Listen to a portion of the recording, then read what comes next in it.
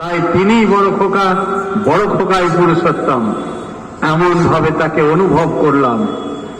বেরিয়ে এলাম সেদিনের মতো, কিন্তু আমার যে অনেক প্রশ্ন, বেরিয়ে চলে গেলে তো হবে না।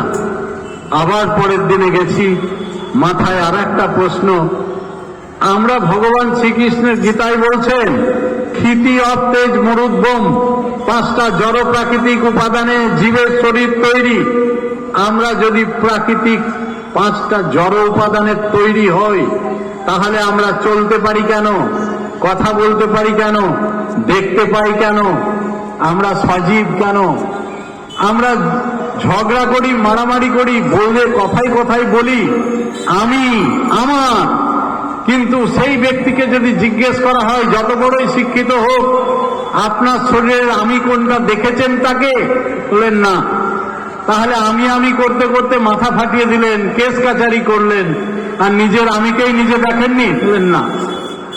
তাহলে আমার শরীরে আমি কোনটা, এইটা যদি বড়দা দেখিয়ে দেন, সেই আমিটা বসে থাকে কোন জায়গায়, সেটাও যদি দেখিয়ে দেন। দ্বিতীয় দিনের প্রশ্ন, আর আমরা জড় পদার্থের হয়েও সচল কেন, এইটা যদি বলে দেন। আমাদিকে সজীব করে রেখেছে কে? কে সেই জেনারেটর, কে সেই শক্তি?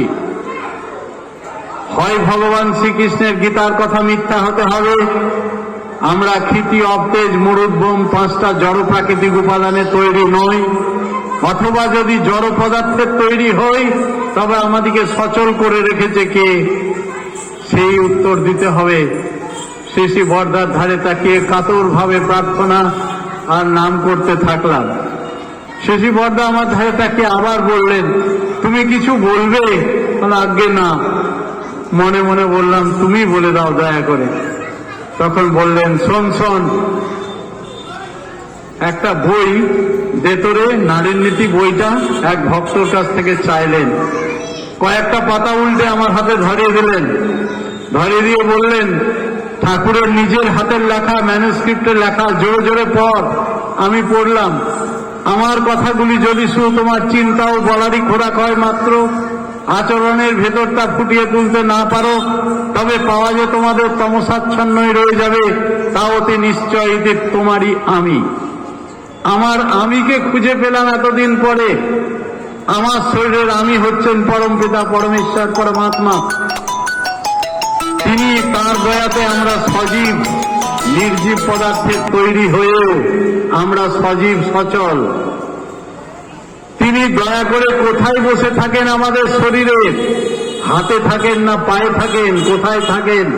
এই প্রশ্নটার যদি উত্তর তিনি দিয়ে দেন এবার।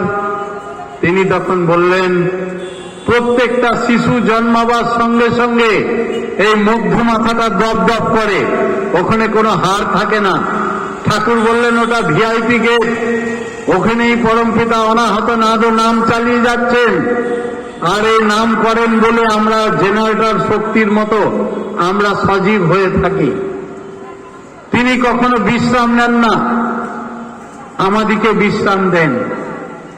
আর তিনি অনাহত নাদে নাম চালিয়ে যান, ব্রহ্ম তালুতে বসে থাকেন। সেই